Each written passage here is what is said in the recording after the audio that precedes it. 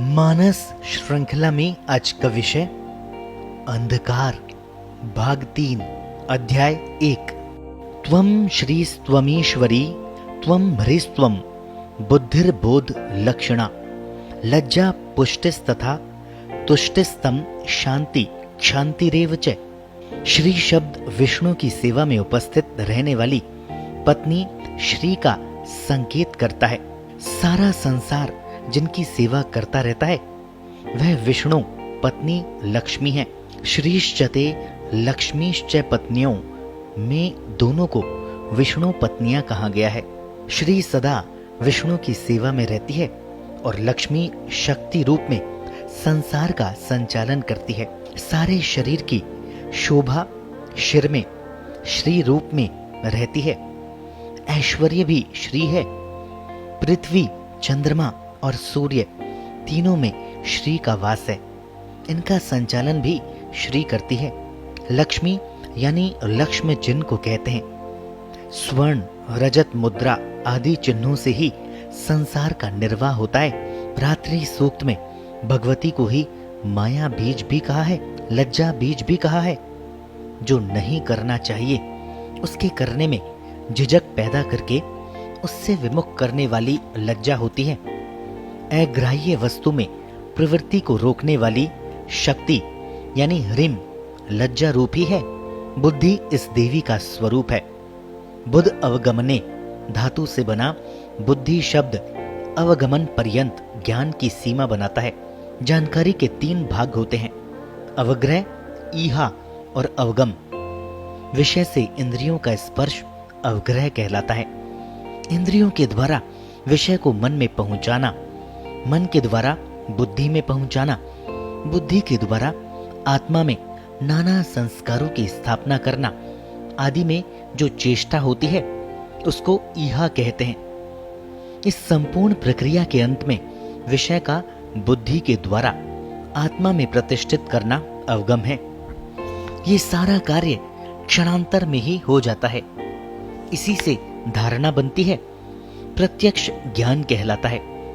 यद्यपि चेतना शक्ति इंद्रिय ग्राह्य नहीं होती, इसका विस्तार बुद्धि रूप में ही होता है। बुद्धि से ही सारे संसार के व्यवहार चलते हैं। ये व्यवहार रज और तम रूप न होकर सात्विक भाव में रहते हैं। इसके लिए ही गायत्री में धियो योनः प्रचोदयात् कहा गया है। लज्जा शब्द जिस काम के करने पर आपके स्वरूप से अंतः पतन का अनुभव हो, अभ्यक्ष भक्षण अपेय पान से अंतः गिरावट का अनुभव हो, बलात्कार रूपी तीव्र कुकर्म से अंतः ग्लानि पैदा हो, सब लज्जा के विषय हैं। पंडित देवीदत्त चतुर्वेदी ने इस लज्जा का प्रवर्तक भगवती को ही कहा है। उनके मार्ग पर चलने पर ही लज्जा स्वभाव बन पाता है। जीवन वृद्धि करने वाले तत्व भी उनकी पुष्टि शक्ति का अथवा मातृ भाव का ही परिचायक है। दुर्गा सप्तशती में या देवी सर्वभूतेषु लज्जा रूपेण संस्थिता के साथ या देवी सर्वभूतेषु तुष्टि रूपेण संस्थिता कहा है। जो कुछ प्राप्त हो गया उसके अलावा संसार के सब अर्थों को तुच्छ भाव में ग्रहण करने वाली इच्छा शक्ति को तुष्टि कहते हैं। तुष्टि ही जीवन में शांति का कारण बनती है। पदार्थों का सेवन करते हुए यदि मन की चिपकन उसमें न हो तभी शांति संभव है। चिपकन से ही विषय भोग में बदल जाता है, उसे बार बार पाने की इच्छा बनी रहती है। यही अशांति का कारण है। शांति का मार्ग है क्षांतिरेव च। सहन शक्ति को ही क्षांति कहा है। जिसमें जितनी सहनशीलता है वह उतना ही तात्विक जगत में प्रवेश कर पाता है।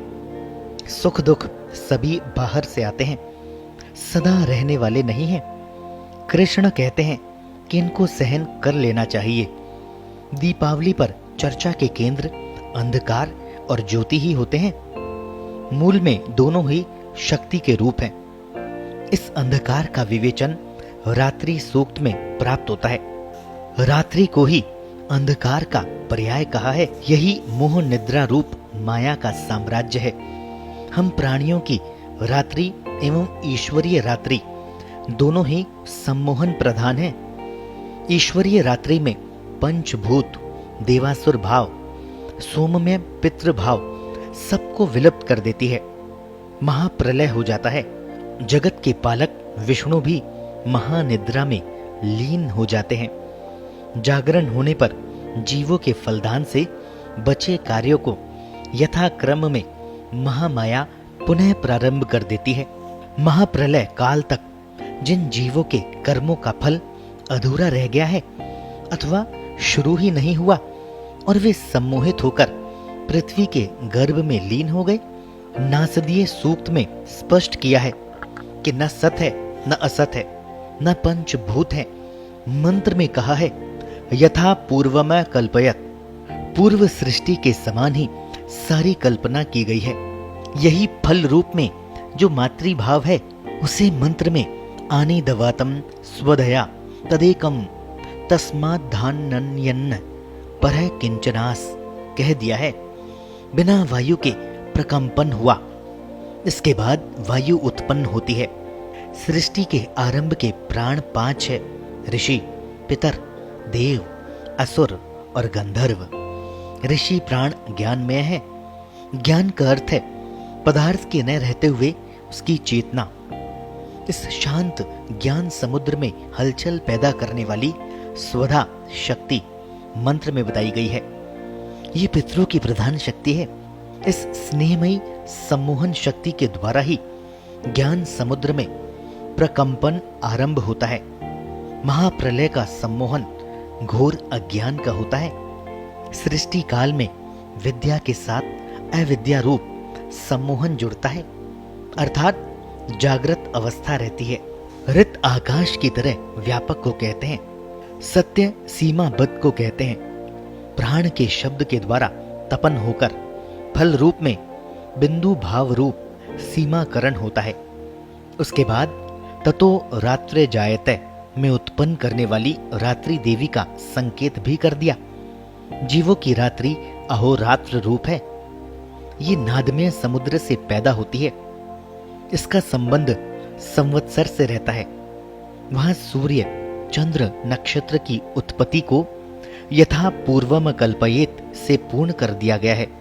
इसमें द्युलोक, स्वर्ग, अंतरिक्ष, पृथ्वी आदि सबका संकेत है।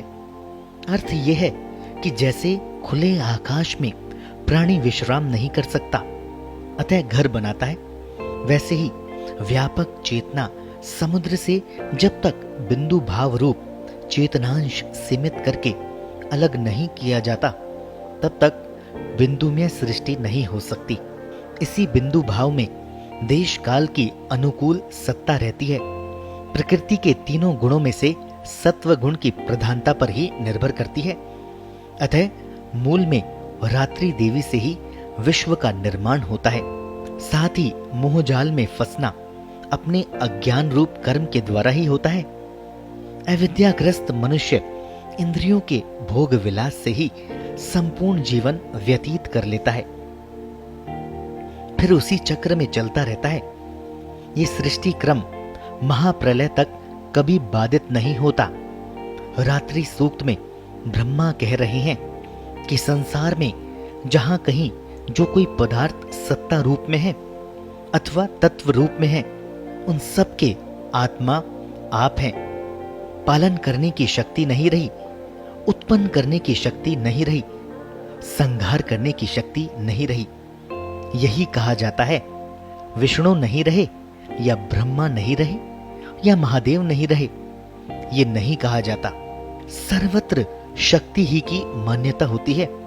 ये सारे पदार्थ, स्तुति रूप वाक्य, स्तुति करने वाला स्तोता, इन सब में वही शक्ति काम कर रही है।